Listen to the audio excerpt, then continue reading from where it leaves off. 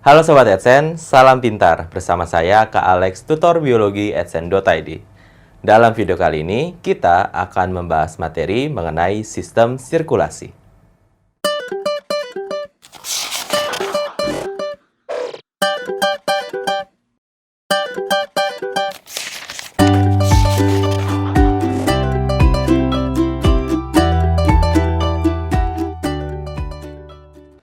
Sobat Adsen, kita akan melanjutkan pembahasan mengenai golongan darah.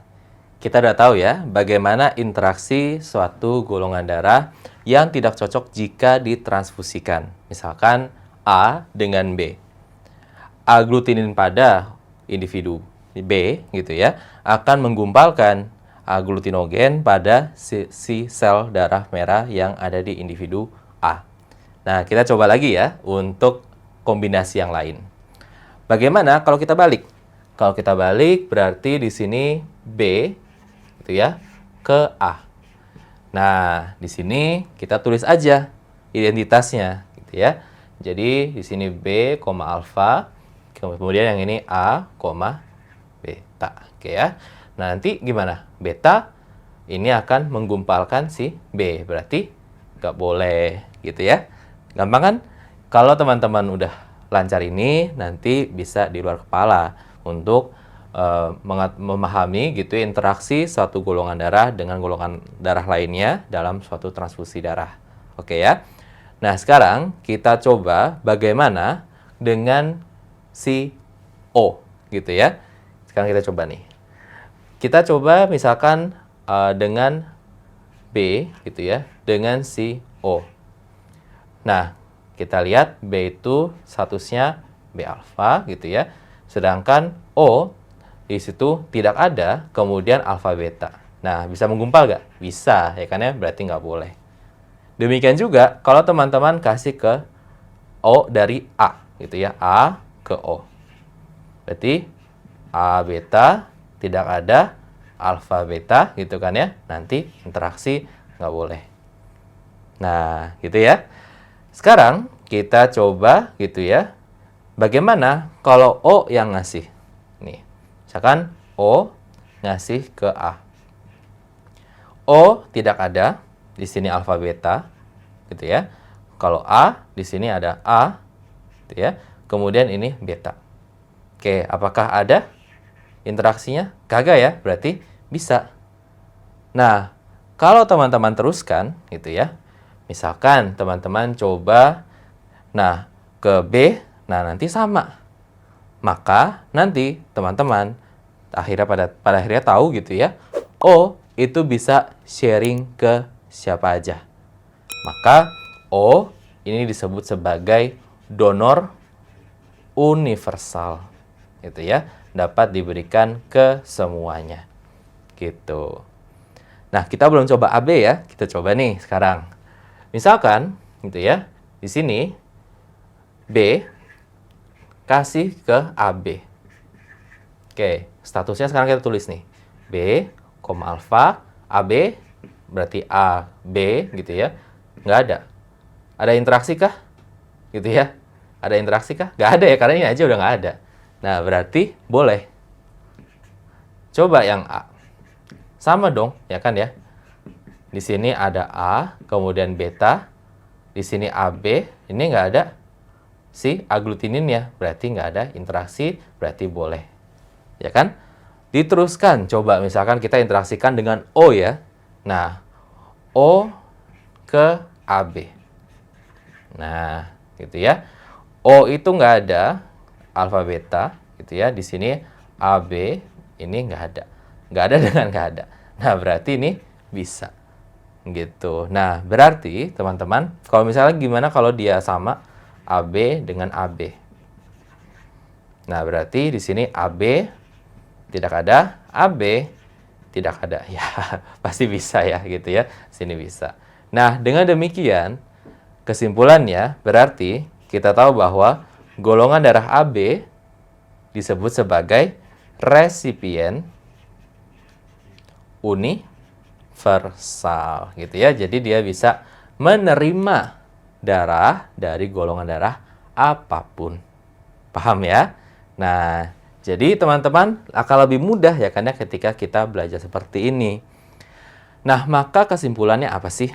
Kesimpulannya adalah berarti ini diperbolehkan gitu ya transfusinya apabila golongan darahnya itu adalah sesamanya. Gitu ya, sesamanya. Itu misalkan A dengan A. Oke, kita coba ya sekarang ya, kita buktikan. Misal A ke A. Nah, berarti ini A beta. Di sini A beta. Nah, ada nggak? Nggak ada ya, karena berarti ini diperbolehkan. Jadi dengan sesamanya.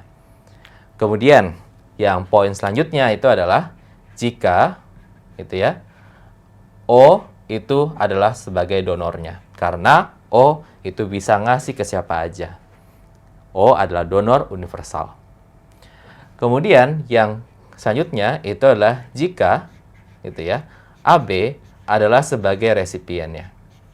Karena apa? Karena AB merupakan resipien universal. Artinya dia bisa nerima dari mana aja gitu ya. Jadi yang ngerti ya untuk sistem ABO. Nah, jadi teman-teman untuk memahami interaksinya, pastikan dulu teman-teman paham mengenai identitas ini gitu ya, aglutinogen dengan aglutininnya. Golongan darah berhubungan dengan keturunan. Nah, maka kalau ibunya bergolongan darah A, apakah anaknya pasti bergolongan darah A? Kemudian, bagaimana dengan anak yang bergolongan darah O? Apakah ayah dan ibunya harus bergolongan darah O? Nah, ini akan kita bahas. Jadi, teman-teman, untuk golongan darah, terutama ABO, itu sering ditanyakan mengenai hereditas atau cara penurunannya atau pewarisan sifatnya. Memahami ini sangat penting. Jadi, nanti ketika kita sampai pada pewarisan sifat, kita akan bahas lagi. Nah, demikian juga nanti ketika teman-teman udah sampai di materi evolusi, teman-teman akan menemukan kesetimbangan Hardy-Weinberg. Nah, di situ teman-teman harus tahu bagaimana identitas genetik dari golongan darah agar dapat mengerjakan soal. Jadi ini basicnya ya. Nah, maka kita akan tuliskan dulu identitas genetiknya. Jadi, kita ada golongan darahnya, itu adalah A, B, AB, dengan O. Oke. Nah, kemudian kita akan tuliskan identitas genetiknya. Kalau teman-teman ingat, ini adalah istilah genotipnya. Maka, genotip ini sebenarnya adalah karakter gen, gitu ya. Karena kita nggak bisa lihat gen itu kayak gimana, maka akan disimbolkan dengan huruf tertentu. Nah, pembahasan tentang ini tentu saja akan dibahas lebih lanjut ketika kita sudah sampai pada sistem genetika atau pewarisan sifat, oke ya. Nah, untuk genotip di sini atau karakter gen gitu ya, memiliki berbagai variasi gitu ya. Jadi karakter gen ini punya banyak variasi. Nah, variasi ini yang kita sebut sebagai alel, oke ya. Maka misalkan gitu ya, kita ambil contoh, saya kasih di sini ya. Misalkan kita dapat ada gen warna rambut gitu ya. Nah, warna rambut ada macam-macam kan? Misalkan kita ambil contoh hitam, kemudian putih. Nah, maka warna rambut adalah terminologinya gen, sedangkan hitam dan putih ini yang kita sebut sebagai alel. Oke ya. Nah, yang tampak itu yang kita sebut sebagai fenotip gitu ya. Jadi fenotip itu yang tampak. Berarti karakter non-DNA atau gen gitu ya. Nah, jadi yang teman-teman bisa lihat biasanya. Nah, ini adalah si fenotipnya. Nah, kode gennya gimana? Misalkan ini ada H besar, di sini H kecil. Untuk golongan darah, terutama sistem ABO, kita menggunakan ada 3 alel. Yaitu ada alel yang kita sebut sebagai dengan kode I, A, I, B, dan I, O, yang mana IO bisa ditulis dengan I kecil. Oke ya? Nah, bagaimana identitas genotip dari masing-masing golongan darah? Kita tuliskan. Di sini ada IAIA, bisa juga IAIO. Oke ya? Kalau saya tulis IA I kecil, ngerti ya? Maksudnya sama aja. Kemudian bagaimana dengan B? Sama seperti A. Jadi ada yang 2, kemudian ada yang dengan O. AB itu cuman ada IA, IB. O itu adalah IO, IO. Gitu ya. Maka ini adalah identitas genetik dari masing-masing golongan darah. Jika dia adalah sama, misalkan apa? IAIA dengan IBIB, maka kita gunakan istilah homozigot. Gitu ya. Maka kita gunakan istilah homozigot. Jika dia berbeda, IAIO, IBIO, maka kita gunakan istilah heterozigot. Nah, jadi harus tahu ya, yang mana yang disebut sebagai A homozigot dengan A heterozigot. Berarti kalau A homozigot itu adalah IAIA, sedangkan A heterozigot adalah IAIO. Kita coba ya. Misalkan dari sini kita tahu bahwa ada suami istri gitu ya. Ada suami istri, misalkan suami gitu ya, itu golongan darahnya adalah B homozigot. Nah, kemudian istri gitu ya, golongan darahnya itu misalkan A heterozigot. Nah, kemudian pertanyaannya, apa golongan darah anaknya? Gitu ya. Nah, konsepnya sama. Kita harus tahu dulu identitasnya. B homozigot berarti kodenya apa? Berarti kodenya homo berarti sama ya. IB, IB. Oke. A heterozigot. IA, IO. Oke ya. Nah, maka kalau kita melakukan persilangan, biasanya ada aturan cara penulisannya. Ada parentalnya dulu, ada gametnya, kemudian ada tabelnya. Nah, tetapi karena kita belum sampai pada pola sifat, kita ikuti dulu yang sederhana saja. Gitu ya. Kita coba ya. Untuk melakukan persilangan dengan kode genetik gitu ya, kita pakai tabel yang disebut sebagai tabel Punnett. Sekali lagi akan dijelaskan lebih lengkap ketika sampai di bab genetika ya. Nah, di sini kita isi dengan identitas dari orang tuanya. Ayah mana, ibu mana tidak jadi masalah. Oke ya. Jadi, kita tuliskan di sini IB, IB, ini IA, IO. Nah, maka kalikan seperti tabel perkalian. Berarti kita dapat identitas anaknya apa? Ada IA, IB, gitu ya. Kemudian IA, IB, kemudian IB, IO. Ini juga IB, IO. Maka kita akan lihat bahwa di sini IAIB, IAIB berarti itu merujuk pada golongan darah AB. Sedangkan IB, IO itu merujuk pada golongan darah apa? Pada golongan darah B. B apa? B heterozigot.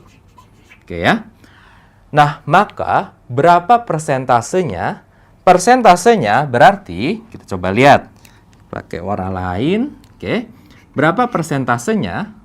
Nah, berarti dia ada 2 dari total 4. Berarti setengah, ya kan ya? Dikalikan 100% berarti 50%. Bagaimana dengan B heterozigot? Sama ya, ada 2 dari 4 kali 100%, maka kita akan dapatkan 50%. Artinya apa? Artinya, teman-teman ingat, ketika teman-teman mengerjakan tabel persilangan, angka yang didapatkan, persentase ataupun rasio, gitu ya. Jadi kalau rasio tulisnya gini, misalkan di sini kita tulisnya AB banding B hetero, gitu ya. Berarti di sini ada berapa? Di sini ada 2, gitu ya. Dengan 2, gitu. Berarti sini 1 banding 1, gitu ya. Nah, jadinya teman-teman, angka yang didapatkan sama teman-teman ini semua adalah peluang. Berarti, kalau misalkan suami dan istri ini punya anak pertama, berarti anak pertama ini akan punya peluang dia bergolongan darah AB dengan B heterozigot 50-50, 50-50 gitu ya. Bukan berarti anak pertamanya AB, anak keduanya B hetero. Kayak gitu ya. Jadi ini semua adalah peluang. Oke ya. Nah, jadi ini cara mengerjakannya. Tips yang dari saya itu adalah ketika teman-teman mendapatkan kode yang homozigot, misalkan IB-IB, sebenarnya teman-teman cukup tulis sekali saja. Jadi, teman-teman bisa dapat kayak gini aja, cukup. Hasilnya sama. IA-IB berarti setengah, ya kan ya, 1 dari 2 kali 100% dapat 50%, demikian juga untuk IB-IO. Paham ya? Nah, jadi ini adalah cara untuk melakukan persilangan. Nah, sekarang kita coba untuk yang selanjutnya. Misalkan gitu ya, gimana kalau di sini gitu ya. Kalau di sini itu adalah A hetero gitu ya dengan B hetero. Kan ya? A hetero dengan B hetero. Nah, berarti teman-teman langsung buka aja. Identitasnya berarti IA, IO ya kan ya. Di sini IB, kemudian sini IO. Oke ya. Nah, dengan demikian yang akan kita dapatkan apa?